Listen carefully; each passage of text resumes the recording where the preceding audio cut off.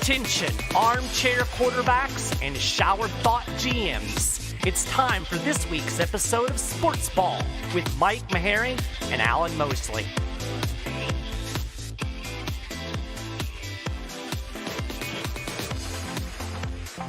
Is it too early for quarterback report cards, or just... It's never too early for a quarterback report card. It's like almost midterms. Yeah. Yeah, I almost passed my midterms too. Almost.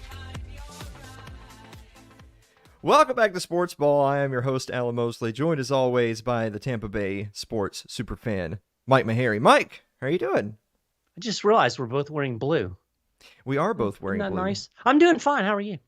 I'm doing good. I'm wearing blue in solidarity with the Gators who are they playing this week? They're playing Georgia. Oh yeah. Yeah. Or are you wearing blue in solidarity for the University of Kentucky Wildcats who play in Tennessee? Well, UT's not even wearing orange this week. They're wearing black. Did you see that? I did not see that. They're wearing black and orange. And it kind of looks cool, but I don't know. I can see it. It's a whole Halloween. Whatever. Anyway, that's not even in the notes. Quit distracting me. Guys, we're going to start off the way we always do with some shit announcers said this week. Constantly spanking him. Talk to me, dirty corn dogs. Are we on? Constantly spanking him. Well, I mean, it's a scene from Kung Fu Panda. The secret ingredient to my secret ingredient soup is there is no secret ingredient. That's Malik Collins coming inside and really kind of hard to... Constantly spanking him. So, San Francisco showcases their new toy.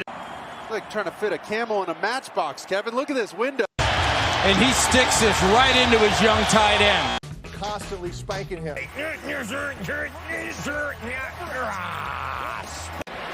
Dong.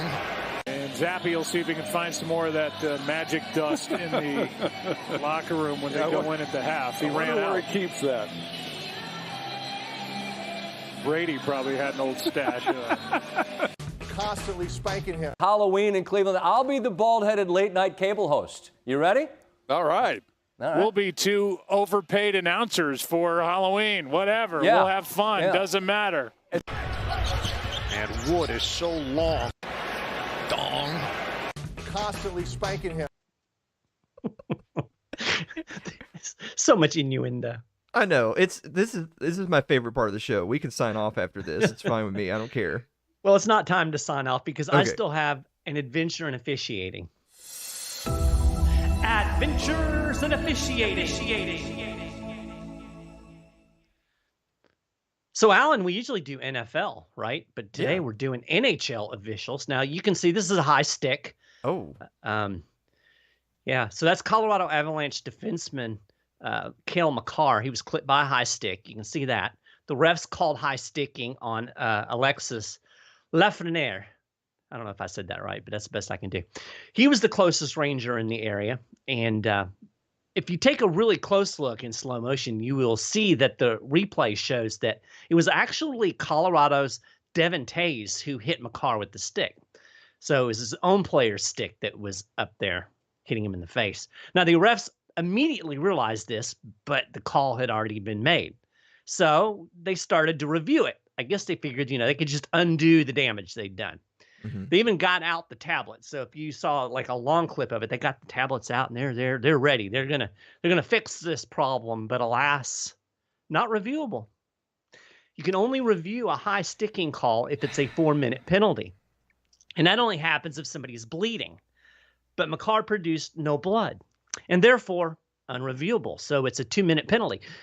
Lafreniere got to sit in the sin bin for 2 minutes for a sin he did not commit, and everybody in the building knew it, including the refs.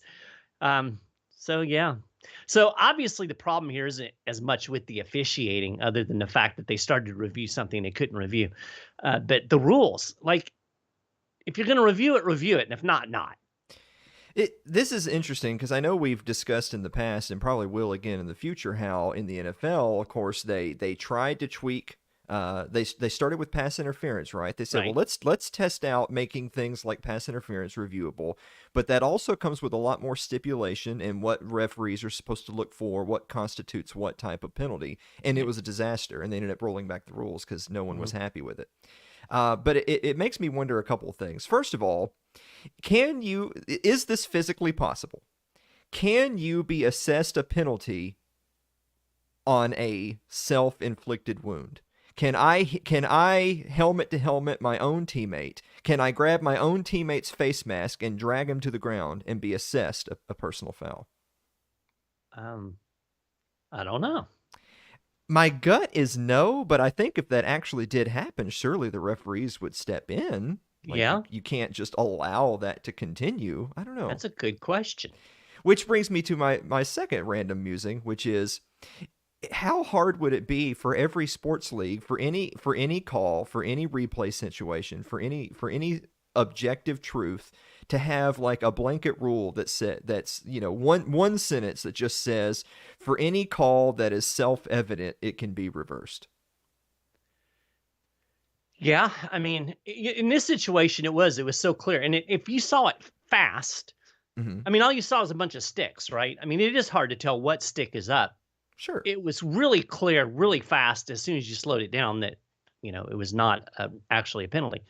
So I can see that, get the call right. And then on the other hand, if you open the door to how many times are we going to have to sit there and wait for, there's that balance between keeping the game moving and getting the call right. I don't know what the solution is. That's a whole separate show.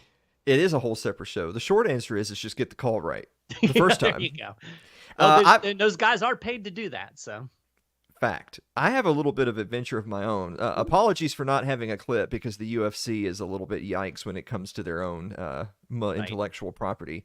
You had a UFC bout this weekend between Sugar Sean O'Malley, there on the left with the braids. You can't miss him. Who was on the fringes of the top 10 to 15, but inexplicably was given a matchup against the number one contender, Peter Yan. First of all, this match should have never happened. There's no reason why a guy that far down in the rankings is getting a shot at the number one contender unless the UFC is trying to hype said lower ranked fighter. That's it. That's the only reason. The second thing I want to point out is that for anyone who watched the fight that has two eyes and a brain, the result was kind of predictable. It was predominantly a striking affair. Sugar Sean O'Malley acquitted himself well enough. It was relatively close in the striking department. Although I will point out, Peter Yan had the only knockdown in the match. He knocked down Sean O'Malley at one point. Typically, I believe in boxing as well as MMA, in a relatively close round where there's a knockdown, the guy who scored the knockdown is getting the round. Right. Take a look at the media scorecards there. Every single member of the scoring media had the fight either 3-0 for Yan or 2-1 Yan. The official outcome was 2-1 in a split decision for Sean O'Malley. Ooh.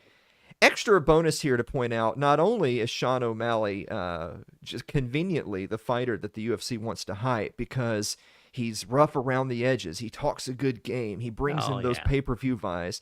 This is also, every single time a fight like this happens, it's always ones that are being rushed out to Abu Dhabi to take place, where there's no commission overseeing these absolute work calls. Yes, Mike, I'm willing to say it. I do genuinely think... Look, I'm not actually a fan of either of these fighters. I'm a fan of the fight game. And I'm telling you, I think the UFC is the WWE, and this was a rigged match. Yikes. That's more than an adventure.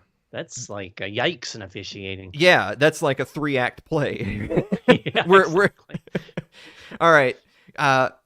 Speaking of 3-act plays, I may be 37 years old, but there's certain things that I know that even I could do. Here's a few. I could do that. Starting with, we've had a 9-yard punt and then a 4-yard punt.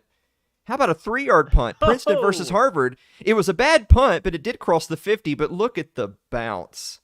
It bounces all the way back to just 3 yards beyond the line of scrimmage. That is a 3-yard punt, ladies and gentlemen. I can do that. I could do that. Virginia and Georgia Tech. Virginia up by a touchdown. Georgia Tech has the ball. Oh, he's tackled in bounds. The clock is running. They have no timeouts. They need a touchdown here, Mike Maharrey, to tie the game. First of all, I mean, the receivers feel free to line up a little bit quicker. 6 seconds left. It's either got to go out of bounds or you got to throw a Hail Mary. Rolling out. He's buying time, and he just walks out of bounds. Mike Maharrey, there's no seconds left on the board. That's game over. Yeah. Mike Maharrey, I can just forfeit the game. Wow. And finally, check out Casey Legg here, the place kicker for West Virginia. The kick is up, and it's good. They're on the board. That makes it 14-3 in the first quarter, but Legg is down. Oh! Avert your eyes. Oh, no. He's perfectly fine. I got better. Quickest recovery from an ACL I think I've ever seen in my life. But we have to get a replay of that. What happened here? So, looks like good snap, good hold. The kick is out. And, oh no! Oh my God. You know, notice he's not even grabbing the knee that the guy touched.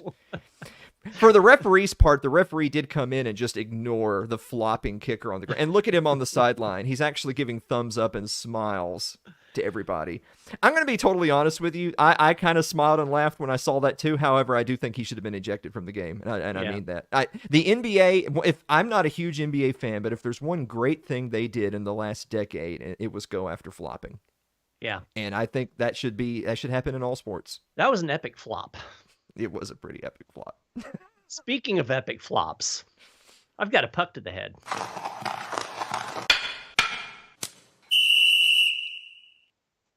So, have you heard the big brouhaha about this? About these refs approaching Mike Evans, which you can see here on the clip? They're like, "Hey, Mike, come here." Yeah. Well, everybody assumed that the referees were trying to get Evans' autograph, which is, of course, a big no-no in the reffing world. Obviously, there's supposed to be, separation between player and ref. But as it turns out, they weren't asking for an autograph. Apparently, the ref is a Texas A&M alum, as is Evans. And Evans wanted to improve his golf game. And the ref was actually getting Evans' phone number to give to a golf pro that he knows down in College Station. So by the letter of the law, no harm, no foul.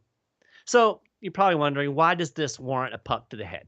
Okay. Well, it's not because the NFL was concerned about the ref getting an autograph. I get that. I understand why that would be considered a problem. Mm-hmm. But it was like this huge deal in the media, and everybody was chattering about it. And they were all talking about the integrity of the game and all that stuff. Here's my problem. Nobody bats an eye when these referees make awful calls, right? Or can't figure out what down it is, or, don't even seem to know what they're doing at all. Mm-hmm. The integrity of the game isn't in trouble because a ref may have asked Mike Evans for an autograph. The integrity of the game is in trouble because the refs can't figure out what down it is. So the puck to the head is for the out-of-whack priorities, as my stepdad would have called it, tripping over dollars trying to pick up dimes. They got their priorities wrong. They need to get these refs out that are not reffing properly, and maybe worry a little less about how things look. So that's why I'm shooting a puck to the head at the NFL today. Okay, two thoughts. Number one, Mike Evans has more things to worry about getting smoked by the Carolina Panthers than he does the next advice from a golf pro. Did you see that first pass? He had a touchdown. And he dropped it. Yeah, it was a team effort, as they say. Yeah. In last week. Second thought is hit me with that age-old wisdom one more time. Tripping over dollars to pick up dimes. You heard it here first. I've got some cowardly coaches coaching cowardly, and it's from an unexpected source, although I called this guy out earlier this season, and I'm calling him out again. Is it Bill Belichick? Oh, you're seeing the clip right here, a Bailey Zappi pass getting tipped for an interception. Roquan Smith takes it back before, and then there's a blindside block that got Mike Pennell ejected. That's what you're seeing in the clip here. This turnover put away what was already a long shot by the Patriots, but the real story here is the drive. Sure, the Pats may have been down 33-14 in the fourth quarter, but Mike Maharrey, how many big, even bigger fourth quarter comebacks have we already seen this very season? That's true. The drive started with 12 minutes left to play. 12 minutes. And yet, this interception happened at 7:50 with the Pats only just approaching midfield. There was no urgency there whatsoever in a game where they're down 19.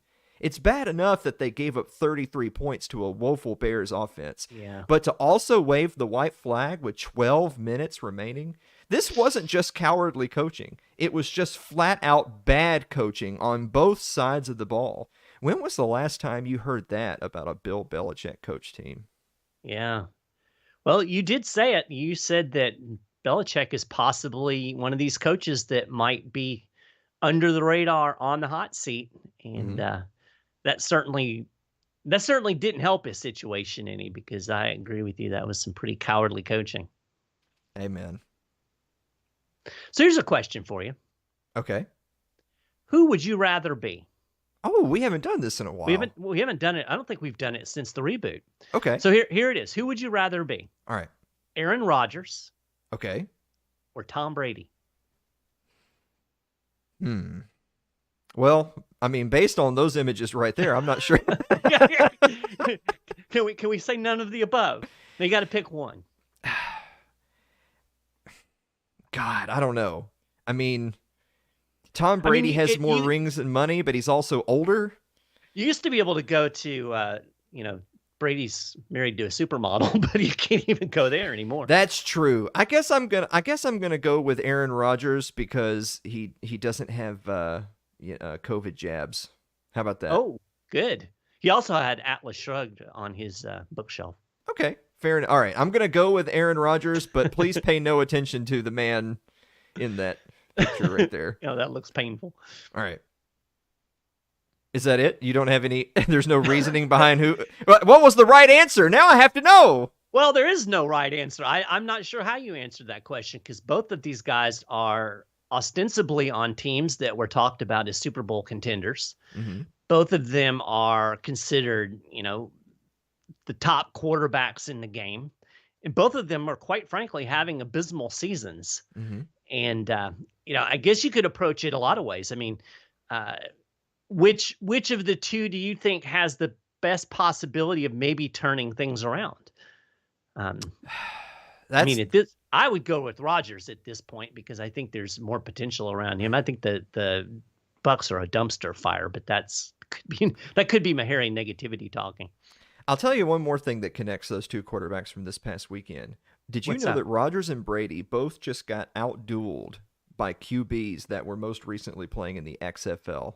Oh, Taylor Heineke for the Commanders and P.J. Walker of the Panthers. P.J. Walker actually played pretty good, by the way. I mean, he played pretty well.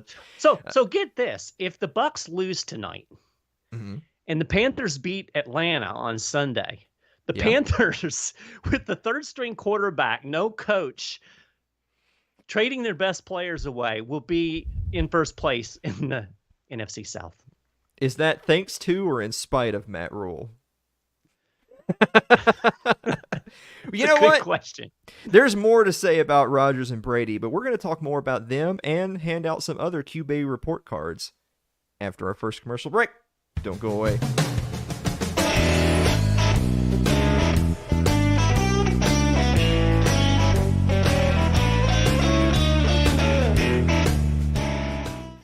If you're enjoying this afternoon's episode of SportsBall, consider supporting the program by joining our Patreon over at patreon.com/Alan Mosley.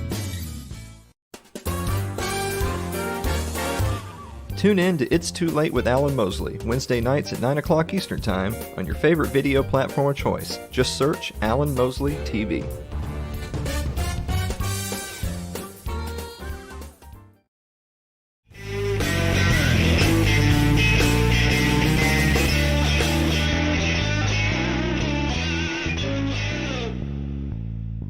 Yeah, about that.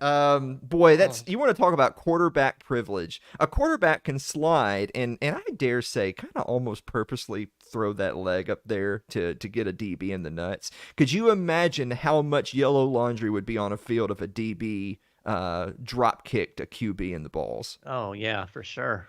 Absolutely ridiculous.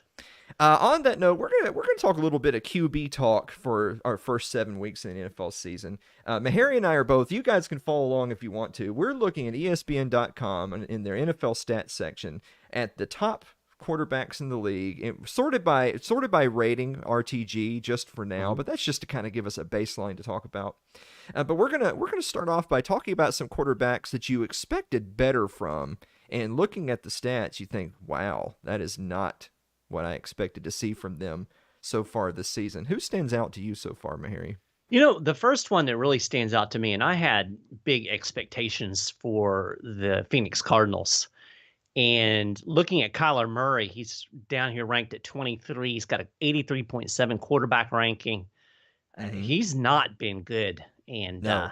And that kind of surprises me. I thought he seemed like a QB that was on the upswing looking at, the last couple of years. Young guy kind of getting the hang of the system, and it's not been good. Kyler Murray, they often say that head coaches and quarterbacks are tied at the hip. As one goes, the other's going to go. If a quarterback struggles, those are the coaches that are on the hot seat. Now, this is another coach we talked about a few weeks ago in our coaches special segment. Cliff Kingsbury, who was a hot commodity the last few years. There's people saying that his seat's getting more than a little warm out in Arizona. And it absolutely has to be tied to the fact that he was known, amongst all things, to sort of be the next Sean McVay, a young offensive guru who was going to come into the NFL with sort of a college-esque system and sort of reorchestrate the game. And he brought in his own guy, Kyler Murray, to lead the charge. It worked until it didn't. Exactly. Kyler Murray is sort of showing all the reasons why the people who say you're supposed to have like a 6'5", 6'6" pocket passer, maybe your older brother was right about that, because some of these younger, smaller, more athletic QBs are performing well, but not racking up the best passing stats, and other ones like Kyler Murray are just flat out not performing well at all, or at least not performing as well as we've seen them perform in the past. I'll tell you one that sticks out to me. Of course, I'll do a quick little redux for both Rodgers and Brady. If you look at those stats, particularly if you're going by ratings that are mostly taking into account yardage and touchdowns, and preferably lack of turnovers, they're both still top 10, top 12 QBs in the league. Now, I know that a Rodgers or Brady fan out there would be saying, now, wait a minute, just because he's only the 8th or 9th best QB in the league through the first 7 weeks, surely doesn't mean that Father Time has got the double champ record and these guys are on their way out the door. Maybe, maybe not. But the fact of the matter is both of these guys get paid a lot of money to carry their teams. Now, that might be unfair to say, but you know what? The left tackle isn't getting paid $250 million to carry the team to a Super Bowl. The quarterback is. Both of these guys have to earn those paychecks, because otherwise that's money that could have been spent elsewhere in the lineups. Green Bay and Tampa Bay are both teams. Hey, they're both Bays. They are. Green Bay and Tampa Bay are both teams that I think it's fair to say are a little bit lacking in depth at a lot of different positions. Quarterback is supposed to be the position they can rely on, and they haven't been able to rely on it, and that's why they deserve the criticism that they're getting. Here's one of the things you're hearing a lot of talk about here in the Tampa Bay area about Tom Brady. You mentioned the lack of depth, and one of the reasons we have such a lack of depth here in the Great Bay, the Better Bay, is that a lot of the free agents, a lot of the signees that have come in are old. And so you have a Julio Jones, played one game. You've got Akeem Hicks, defensive tackle. He's only played one and a half games, I think. Russell Gage, wide receiver, came out of Atlanta, hurt. All of these guys are older players that Brady wanted. He wanted that experience in the system. He was the kind of the recruiter. I mean, it's almost Tom Brady is almost like a junior GM, and he brought all these guys in. They're hurt. They're not playing. And there are people that are making the argument, and I don't think it's necessarily unfair, that part of the problem is that Brady's had so much influence bringing in his guys, but his guys are all old as he is, and that's a problem. And now their whole defensive backfield is hurt, so that's not going to make things any better as we move forward. looking at a quick roundup of some of the quarterbacks who are already seeing their jobs in jeopardy. Marcus Mariota in Atlanta. People are asking, when is the rookie Ritter going to take over? Because Mariota, and by all accounts, Mariota is an amazing human being. Everybody wants to see him succeed. Sure. The fact of the matter is he's not succeeding. Yeah. He's in the bottom half of the league right now. Of course, Matt Ryan. Matt Ryan actually was a top 3 in terms of total yardage, but tons of turnovers, tons of sacks, not being able to score in the red zone. All of that has added up to he's been benched. They are starting Sam Ehlinger off the bench going into the rest of the season. Of course, there's also Mitch Trubisky, who started the season for the Pittsburgh Steelers. Because we knew that was going to go that way. We knew it was going to go that way. If anything, maybe he lasted too long, only to give way to Kenny Pickett, who really is his namesake. He's definitely a Pickett kind of quarterback, and then immediately is broken. Who am I forgetting here? Of course, there's also Trey Lance, who played all of like one half of one game for the San Francisco 49ers. Goes out with an injury, which, that's unfortunate, but let's call it what it is. He was playing god-awful before the injury, and now being led by Jimmy Garoppolo. Yeah, I don't know that you would say his job is in jeopardy, but somebody who's been extremely disappointing is Russell Wilson in Denver. Oh, the $250 million man. Ooh. Yeah, that's just been a big yikes. Looking at his stats, I mean, Jesus. Russell Wilson's an interesting case because to see him walking down the street, you would say, oh, that's a youthful young man right there. But the fact is he's not as youthful as a young man as he used to be. And he may be out of the league at the same time as Rodgers and Brady. Well, and poor dude, he's been sacked 20 times. Yeah.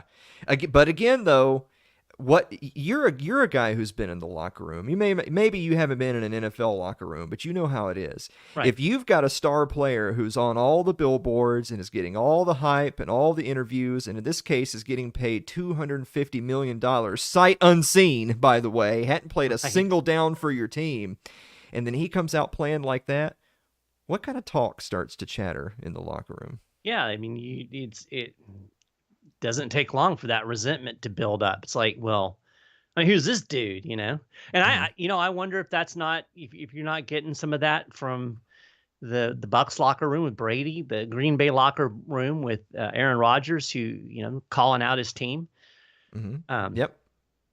Looking at sacks, you know who has the most sacks? Who's that? Justin Fields. Oh, Chicago Bears, who's also struggled. He's ranked 31 in this list. And he's a kid that I really like him, but and part of it's not, obviously 27 sacks, that's a problem, but how much of that is a function of he's trying to do too much with his legs and holding the ball too long. Yeah. And there's not much around him in Chicago, but he's kind of disappointed me. He was somebody that I was really hoping would flourish once he got the hang of the system, and he doesn't seem to be. Well, on that note, before we run out of time and have to put our solemn faces on, let's point out maybe 2 or 3 quarterbacks that are outperforming expectations that you're surprised to see so high on the list. Who's one for you? Well, I think the obvious answer is Geno Smith in Seattle. It's like, where did he come from? Right. I mean, Geno's been around for a while. It's not like he's just come into the league, but I would never expect him to be ranked 3rd in here with a 107 quarterback rating, almost 108. Yeah, that's right. Geno's an interesting case when it comes to analytics because the rating is really high. His yardage is not as high as the absolute best QBs in the league. Right. Touchdown to interception ratio is very good, but not the absolute best. And he also has a lot of sacks for a lot of sacks yardage loss. However, what he also has is a good efficiency rating and a 73.5% completion rating. Yeah. Now, I know that you might be saying, well, maybe he's throwing a lot of safe passes. Well, why isn't your team completing 70? I mean, at the end of the day, Seattle Seahawks don't really miss Russell Wilson. No, I mean, they're winning their division right now. Another one that kind of jumps out to me, not to step on your toes, but is Joe Burrow. And not so much. I mean, he's about where I would think he would be at number 5. The thing that strikes me is that the Cincinnati Bengals ran out and spent all kinds of money to fix their offensive line. That offensive line ain't fixed. He's been sacked 24 times for 157 sack yard loss. Well, Joe Burrow, he's going to get broken again before this is all said and done. Well, I'll push back on that one because Burrow and the Bengals are an interesting case where the start of the season was very ugly. Yeah. The last few weeks have been amazing. Fair. That's fair. Almost all of those data points you're seeing right there are just from the last 3 or 4 games. Because in the first few weeks, he had absolutely nothing going for him. But the whole team didn't. It was a team effort, as we like to say, both good and bad. The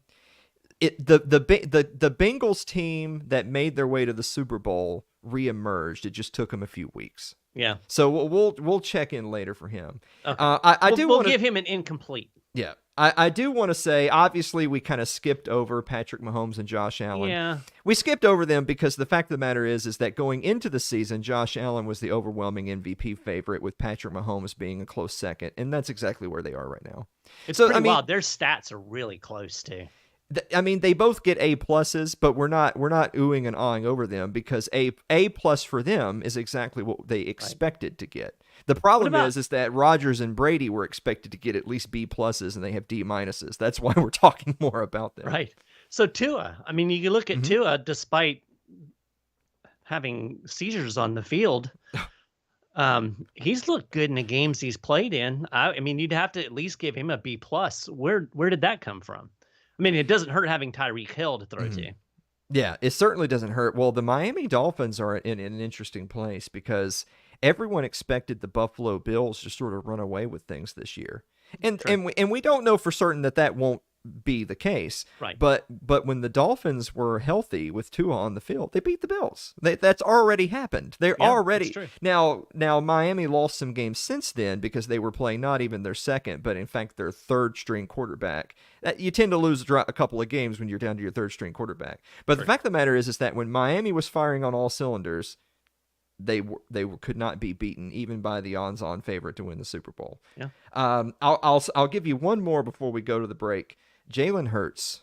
It hurts me to say this as a Cowboys fan. I still think the Cowboys might be the better team than the Philadelphia Eagles.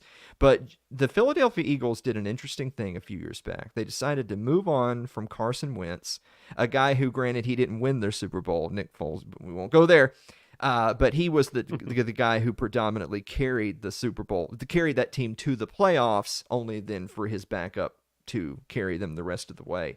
They moved on from that guy, and they decided to put their faith in Jalen Hurts, who at the time was seen kind of as more of a gimmicky run-first quarterback that didn't seem to quite have a grasp of the system, a guy who lost his starting job in college to Tua and had to transfer to play one more season in college football to improve his draft stock. And yet, it seems like that trust has been founded. He's playing absolutely fantastically right now. Does have some sacks and sack yardage loss, which tends to happen when you're calling more design run plays. Right. Completion percentage is only teetering, and yardage is only teetering around average. Mm-hmm. But those stats are not taking into account that he's also his team's leading rusher. Yeah. He's sort of in that same mold of a Lamar Jackson, and maybe in the future a Justin Fields, which is if you can even Josh Allen for that matter. Josh Allen typically leads the Bills in rushing. If you can have a quarterback who can lead your team in rushing and not get broken the first time he gets hit, who can then at least be a league average passer, you've got a good quarterback. Yeah. I think too, Jalen, from everything that I've heard, he has really won over that locker room. Just the leadership skills that he brings to the table. And I think, when you have those strong leaders, that's when you start to see teams that maybe aren't on paper as great as you would expect, or, they rise above. What am I trying to say? The sum is greater than the parts or something. Right. But I think that leadership is really important. And I think that Hurts has really won that locker room over. And I think that's part of the recipe for success that we've seen with the Eagles so far this year. Quick one that I forgot. Andy Dalton, despite coming off of a game where he threw multiple pick sixes, he threw 6 touchdowns. It's just 2 of them were to the wrong team. He's actually been announced as the starter going forward for the New Orleans Saints, despite Jameis being back to 100%. Poor crab legs. Interesting times in New Orleans. Yes. On that note, it's time to get our solemn faces on. It's time for In Memoriam. Remember a player, a team, a coach, whoever, whose sporting life was cut tragically short. Mike, who are you remembering this week? Well, Alan, today I'm going to remember the New York Yankees. Oh, no. Yes, a team once again not in the World Series. Now, you may recall that last week I remembered the 100-win baseball teams that were all eliminated before the league championship series. Sure. Well, the Yankees faced the only remaining 100-win team, and they were unceremoniously swept from the playoffs by the Houston Astros. Interestingly, the Yankees are consistently one of the top-tier payroll teams. I think they were between 1 and 3 this year, depending on what stats you're looking at. And we typically think of the Yankees as a baseball juggernaut, right? The unstoppable Bronx Bombers. Do you know when they were last in the World Series? When's that? 2009. Ooh. So may they rest in peace. I think I speak for everybody when I say I'm so sad that I won't have Aaron Judge cut in during my college football game my gosh, anymore. That was annoying. Yes. Mike, I'm remembering the Ole Miss Rebels coming off a 25-point shellacking at the LSU Tigers that loses their undefeated season. The lane train has derailed. Speaking of the lane train, a lot of people felt that Ole Miss wasn't legit because they had a very easy front-loaded schedule with 5 SEC West games to close the season. They already lost the first of those 5. Now with the first of those 5 to a team not named Alabama. Right. Now they have at A&M, at Arkansas, Mississippi State, and oh yeah, by the way, in the middle there, Alabama. Ooh. Yikes. All right, we're going to do the picks really quick here. We're going to start with number 1. Number 2, Ohio State Buckeyes are 15.5-point favorites at the number 13 Penn State Nittany Lions. Who do you got? Ooh, that's a big number.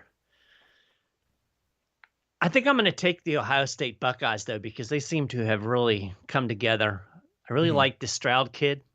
And Penn State, they're good, but I don't think they're on the same level as Ohio State. So I'm going to go ahead and take Ohio State in that big number.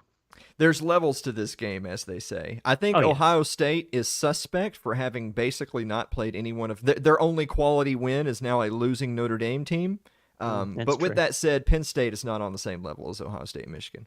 So I'm going Ohio State. Number 9, Oklahoma State Cowboys, with their first loss of the season, playing our 1.5-point underdogs at the number 22 Kansas State Wildcats. Both of these teams' most recent loss is both to TCU, so we won't hold that against them. But the number 9 on the road is actually a 1.5-point underdog to the 22. Yeah. Last week I took Oklahoma State, and but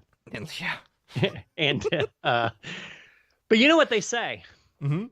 Save a horse, ride a cowboy. I'm going to ride the Cowboys again. I think they're better than what we saw last week. I think it's weird that they're a dog on the road. Kansas State, I'm going to go with Oklahoma State. I tell you what, I'm actually going to go with Kansas State here. Adrian Martinez, their quarterback, is really the reason why they're having as good of a season as they have. He was knocked out of their most recent game, which led predominantly to them being swept off the field by TCU. Now, I'm not saying they necessarily would have beaten TCU had he been healthy, but he is 100% healthy for this home game, so I'm going to go with Kansas State. All right. NFL action, the Baltimore Ravens, who, by the way, almost did another Baltimore Raven thing, which is they almost lost another game in the fourth quarter, this time to the Browns. They held on for sweet life for victory. They're going on the road tonight, Thursday Night Football, to play the Tampa Bay Buccaneers. Good Lord, Mike, go ahead. Oh my gosh, the Buccaneers are going to get shellacked. Oh, they're going to get shellacked. First off, like I said, the Bucs are a dumpster fire right now. I think they're starting to have locker room problems on top of just lack of performance problems. Byron Leftwich is under fire, offensive coordinator. The injuries on the backside, they basically only have 2 of their starting defensive backs that are going to be playing tonight. It's going to be ugly. I definitely taking the Ravens. 2 times already this season, I said, this is the week that the Ravens will put it all together. And then they turned around and lost in the fourth quarter. But this time, This time, Mary, This will be the time. time that they put it all together for 4 quarters, and I'm going to go with the Ravens as well. Yeah. Finally, in the NFL, this is Sunday Night Football. The Green Bay Packers. I had to pick on the 2 old guys that we talked about earlier. Right. The Green Bay Packers are going on the road Sunday Night Football to play the Buffalo Bills. Yeah. I mean, if I'm talking heads up, I would take the Bills, but we've talked about this before. A double-digit number in the NFL, that's big. 11.5, yep. And it's still Aaron Rodgers. Despite the problems, I think they can at least hang within, I think they can beat that number. So I'm going to take the Pack with the points. I think the Buffalo Bills win by 3 touchdowns. Oh. And I think it might not be that close. Oh. Yeah. I'm sorry. I mean, I'm a Bills believer. I mean, I'm not a Bills fan. I'm just saying. I think the Bills were rightfully predicted to be the team to beat this year. Mm-hmm. And Green Bay's done. They're done. Okay. They are on their way to completely cleaning house, Rodgers included. Poor Dave Bennett. I know. Sorry, Dave. We're moving on to NBA action. Right? 2 teams that have not started out the way either one has hoped. The Dallas Fighting Lucas at 1-2, 0-2 on the road, are going on the road to play the Brooklyn Nets, who are also 1-2. It's only the Dallas Mavericks are actually a 1.5 point favorite on the road. I mean, it's still basically a toss up, but they are the road team, listed technically as the Vegas favorite. Who do you got? These are 2 teams that both are supposed to be playoff contenders that have looked anything but. Yeah. But I think even with the slow start, I think the Mavs are a little better on defense. Mm-hmm. I think they're going to be able to slow the Nets down enough to get that win. So I'm going to go with the Mavericks. This is a tough one because I feel like at the end of the day, with 2 teams that are not happy with the start to the season, it's will Luka be able to impose his will and Dallas play defense, or will the Brooklyn Nets be a more well-rounded team, get Durant back to all-star form, and take over this game? I mean, I kind of want to say that Nets are the more well-rounded team and can win this, but I'm actually going to go Dallas Mavericks because the Nets are a squad that I think this is probably the last year. The squad that they have together with Kyrie, with Durant, I think the Brooklyn Nets blow up after this season. Yeah. And finally, we're just going to do it once, and then we're done for the year. We're not going to call every single game of the series. For all the marbles, Mike Maharrey, the World Series, Philadelphia Phillies, Houston Astros. What do you think? Well, the Phillies are a team that underperformed in the regular season. I was surprised. One of the top payroll teams. We talked about this yesterday in chat. Definitely on a roll. Definitely have Big Mo on their side. Philly's a hard place to play. But I think when you boil it all down, I think the Houston Astros are the best team in the major leagues, and I think they're going to prove it, and I think they're going to win it. I think it might be a long series, but I think ultimately the Astros, just the talent, I think wins out in the end. So we're going the Stros. Maharrey, can you think of several series that you've seen in any sports that have series, baseball, hockey, whatever, where one team is kind of having a Cinderella postseason and the other team is the quote unquote favorite? It's basically just performing to expectations. Yeah. Sort of here with the Phillies and the Astros. Yeah. But then when you reach the end of the road, the clock strikes midnight for Cinderella. And at the end of the day, the team that is genuinely consistently better wins. And even if the games are competitive, they win all those competitive games. And it ends up being, if not a sweep, close to it. Yeah. That's what I see happening here. I think the Astros win in 4 or 5. Yeah. Perfect example was the first Stanley Cup in this last run that the Lightning won. The Montreal Canadiens kind of had that Cinderella march. Or no, actually it was the second. It was their second cup, not the first one. And then it got to it was the first one. Anyway, one of those 2 cups. Yeah, very, very much that kind of scenario. So it could happen. But I think I don't know. You may be right. We only disagree on the length of the series. Yeah, I think all of those games might be only within 1 or 2 runs, except for the Astros win them all. That's basically my I tell you what, prediction. the Astros pitching is it's tough. So Well, as long as they're obeying the rules, right? All right. On that note, Mike Maharrey, do you have a Bang final the thought? drum. Yeah. Do you have a final thought?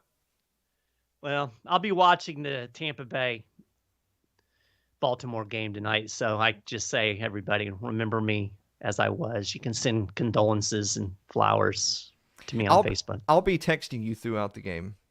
I'll probably be ignoring you.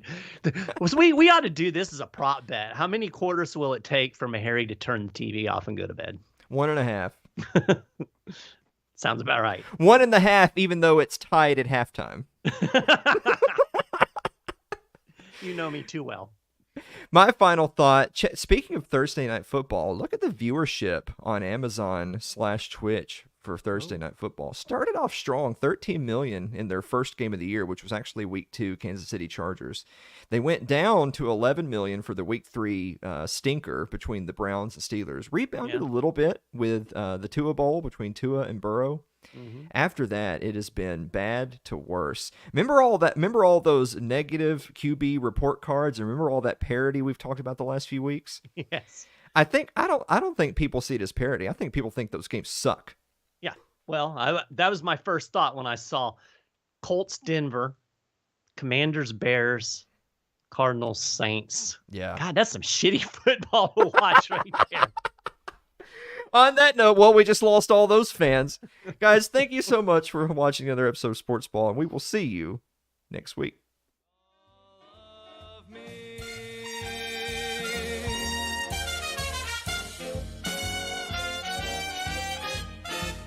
You have been listening to Sports Ball with Mike Maharrey and Alan Mosley. You can follow us on Facebook, Twitter, YouTube, and Odyssey, all at Alan Mosley TV. You can also subscribe to the show on your favorite podcasting platforms. Just search for Sports Ball with Mike and Alan.